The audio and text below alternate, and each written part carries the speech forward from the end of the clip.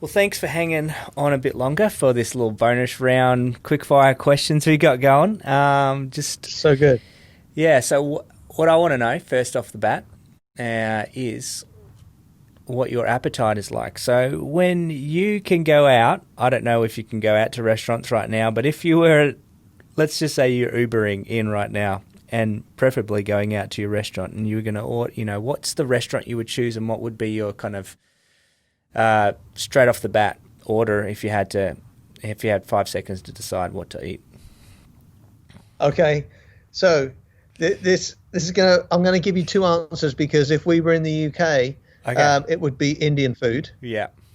So Indian curry in the UK is the best in the world. Even Indians people say that. Yeah. And but here it would be Thai food, Yeah. and my go-to would be Thai green curry. Green curry. Nice. Yeah. So good. Well, I'm a Penang curry kind of guy, and Thai is definitely up there for me. Nice. So sounds like we've Yeah. got some. I was going to say this actually in the recording. I've been into several times. One of my dear friends has a charity there called Good Shepherd Homes outside of Mumbai, Oh yeah. and Okay.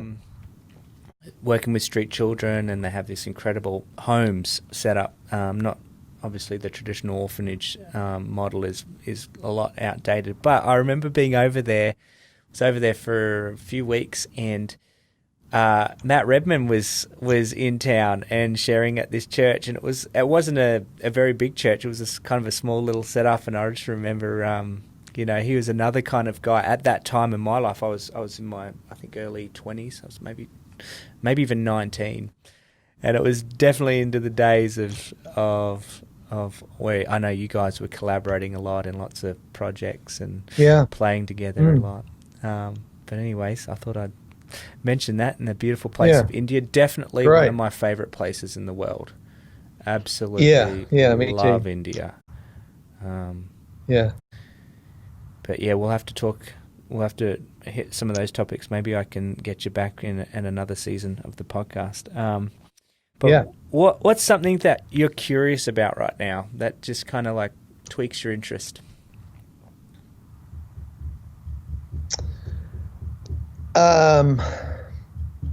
Let me think about this.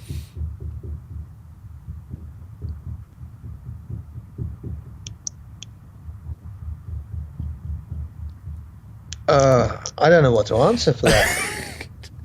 'Cause I'm a very curious person. So what would tweak my interest right now? What Oh, guitar I'll tell you pedal? what. Yeah. Yeah, no. Just lately, the last few weeks, we've had Saturn and Jupiter in the sky really clearly, Yes, that's right. and and um, and then the last week or so, Mars has been really bright too.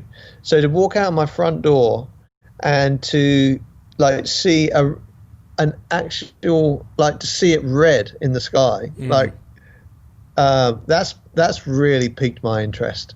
So we had this comet just a little while ago, and I was able to see it a little bit, what not so clearly, but yeah. So I've been curious about the stars and the planets in the last little while. There's an artist who I love, Ryan O'Neill. He goes by Sleeping at Last. Yeah, And he yeah, has done some phenomenal music that's kind of centered around astronomy and stuff, and really. which I found, yeah, but because he composes a lot of almost orchestraic pieces as well with the way, and his Yeah. probably most well known song, I don't know if you know it, is called Saturn, Okay. and it is out of this world great. Really Wow. great song. He's written songs about all the planets and all the stuff. Definitely worth a look up. He's one of my go-to listens at the moment. Yeah, Sleeping at That's Last. good. That's great. Yeah, Saturn. I'll definitely check that out. I'm very aware of him, Yeah, but I don't really know the music so well. yeah. He's great. Man, well, you can get lost in astronomy. That's for sure. That's Yeah. that'll keep you curious for decades. What's something I should have asked you but I didn't? Oh gosh, these are hard ones. Maybe your love for golf, or yeah, actually we could. Yeah, no, there we go. Yeah, you could could have asked me what my handicap what's is. your Okay, so what's your handicap? I'm currently a 7 handicap. Oh my goodness! Yeah, The golf courses must be much. open, because it sounds like you've. Yeah, I'll tell you what. I haven't played very much over the summer. I got out. The golf courses did open up, so I probably played last in, I don't know, June or July. Oh wow! But I actually got my first hole in one this year. Yeah, baby. Yeah, yeah. I like the way you put 170. it. You didn't say it was your only. It was your first of hopefully many, right? Yeah. Hopefully. Yeah. I got 176 yards, 5 iron. Yeah. Plonk. 1 bounce, little rolling in. There you go. Love it. Yeah. Handicap 7. Well, that's impressive, Stu. That's Thank you. I don't know that I'd have a 7 handicap on every single golf course I play. The golf course that I submit my scores at to get a handicap, I play that a lot. So yeah, Hey. Yeah. I don't even know what my handicap is, and to be honest, I don't even know how you even rate and handicap. So 7 sounds very impressive, though, and it's a good number. 7 is a good number to be a handicap. Yeah, that's true. So, what's something you failed at recently? It doesn't have to be a huge failure, but just something that's like,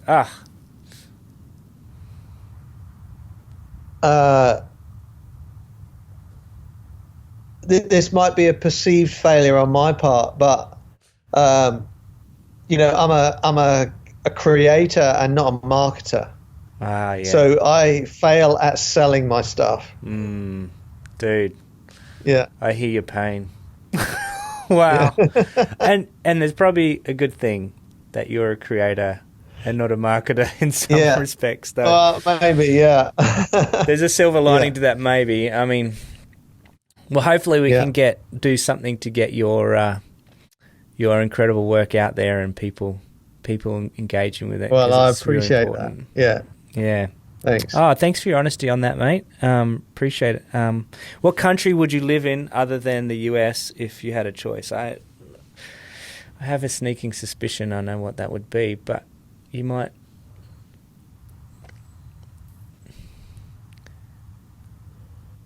Gosh. So there are places. So I've got 2 favorite places in the world, right? One is India, and one is Bethlehem. Yes. In the West Bank. I don't know if I would want to live in either of those places. Right.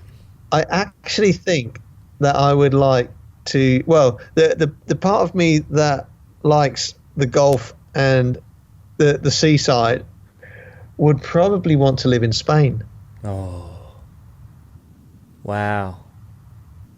Yeah. Mediterranean. Yeah, there you go. Yeah, beautiful. Barcelona or Malaga or something like that. Yeah, well, actually, we had an incredible anniversary weekend in Barcelona. I love Barcelona, actually. I love Barcelona too. They know how to live life there. Oh my gosh, they take it to another level. Yeah, that's true. Afternoon tapas and. That's right. Oh, good Australia. Oh man. Wow, so good. This is great to get to know even this side of you. What would you wish you'd known if when you started? Just say, let's put you back just before you joined Delirious. What do you wish you'd known from before that? What would you tell yourself back then? Oh gosh, I mean, I think I've spent a lot of time worrying about the future in my life, you know, and it's still something I can fall into now, you know, but especially this year. But you know, looking back, I, I think I would tell myself that it's going to be okay. You know, no matter what situation you're in, it's going to be okay. Because life has a funny habit of working out. Well, you know, I've spent a lot of time worrying about income, you know, or work plans or whatever it is, and I don't want to be glib when I say life has a habit of working out, because I know that some people have it very tough, you know. So, but you know, my experience is that my worry has wasted energy. Yes. Yeah. Yeah. Yeah. Well, Jesus says a little bit about that shortly after in that same message. He talks about worrying and not worrying. So yes. Who's someone that's inspired you or that you look up to? Brian May from Queen on a guitar front. Yeah, he was the reason I wanted to play guitar.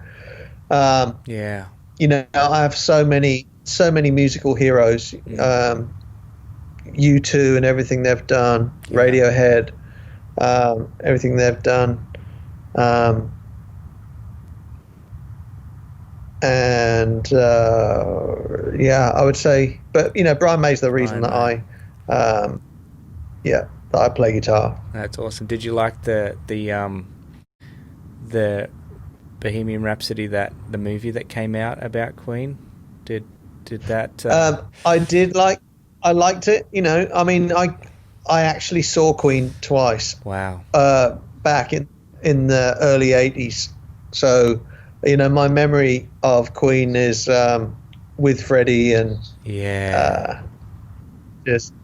So that's the greatest memory I have. You know, I enjoyed the film though, and I was glad that, you know, they captured it in that way. You got to see it from all different angles. Yeah. Then, yeah. So good. Yep. Last question. You did answer it already, but for those that didn't get my little show notes here, why does justice matter to you?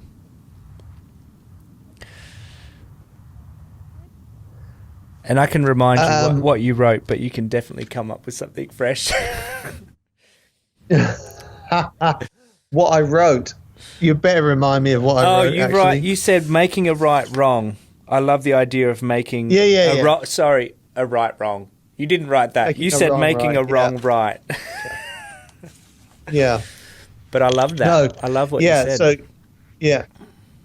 the justice is important to me, because when you look at the world and you see all the everything that's wrong with it, you know, and I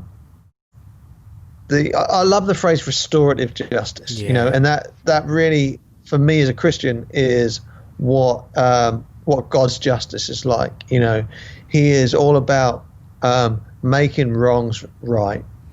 He's about renewing and restoring and making things new again. And I think that when we partake in works of justice, we're helping that day come closer. When you know, God will wipe every tear from our eye, and the knowledge of the Lord will cover the world like the sea. I can't remember exactly that scripture, but Isaiah. Beautiful. Just to pick up on that, a few months ago, my car got stolen from my house. Ended up being a kid in the neighborhood, walking through at 4 a.m, couple kids, actually, a few kids. And anyway, I ended up kind of hearing it happen and getting in my other small commuter car that I commute to work and back, didn't chase after, but just looking around my neighborhood. And at one point, seeing it being driven around, calling the police, telling him, well, they end up catching him later on that morning at like 9 a.m. So it taken a few hours before everything kind of got resolved. And then I got a letter in the mail saying we have I remember sitting and chatting with the police officer at where they found my car was dumped, and then they caught him across the bridge running away. I never saw him at that point, but the police officer's like, well, this is a pointless. They'll just, slap his wrist and he'll just get off and there'll be no problem. Or we'll just put him in juvenile. They don't lock him away anymore. And there was just discussion about just frustration with these kids just getting thrown in juvenile and then getting worse and then let out and end up doing bigger crimes, and at some point there's no hope. And I get this letter in the mail a month ago that says we have a process called restorative justice. And what that means is you have the opportunity, if you'd like, he'll go towards the magistrate if you deny this, and he'll get punished and whatever process is fit. Instead, you have the opportunity to sit with him, with the police and with some social workers, because he's an underage. He was 14. And wow, you can share with him how it felt having your car stolen and what the experience was like for your family and how that impacted you, and it was damaged and so I had to pay for it to get it fixed and all this stuff. And he can share with you his story and share with you his... So, I mean, I sat down with him and heard his story, his life, his living on the streets. His dad taught him... I mean, there's a lot that I could go into, and I'm kind of bound by, confidentiality, but just hearing his story. And so I then got to set what was the punishment, I guess, from my angle. Or not punishment, what I would like him to do. And so together... we're going to be going into a local community centre here on the Gold Coast, and we're going to do some labour, some work in that community centre to help them prepare for an upcoming Halloween event for the community. And I also said that, we have to sit down and do some mentoring together. Like, I'm going to kick the footy with him and but he has to meet these appointments with me and the work, or else he'll get thrown it'll go back to the magistrates. Court for breaking and breaching that contract that we have. But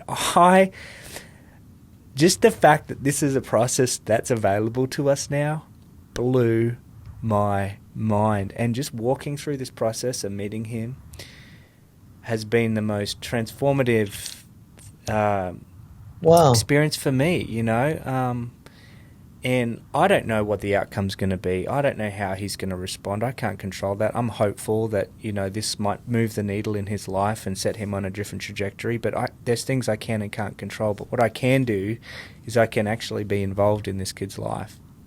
And that idea of restorative justice is bigger than just reparations and punishment and you did this, therefore you get this. It's more redeeming and beautiful. That's amazing. Yeah, that is amazing. How cool is that? Great story, yeah. Wow. Well, on that note, you've given me more than we talked about. I'm grateful for. And I'm really just so good to get to know you some more, Stu, and hopefully in the traps we'll keep in touch. Yeah. And that's right. And we can talk again soon in the future. Yeah. Yeah. All right. I'd love that. Appreciate you. Take care, my friend. I'll let you know when it goes to air, and we can get the word out. All right. Thank you, Tim. I appreciate it. Cheers.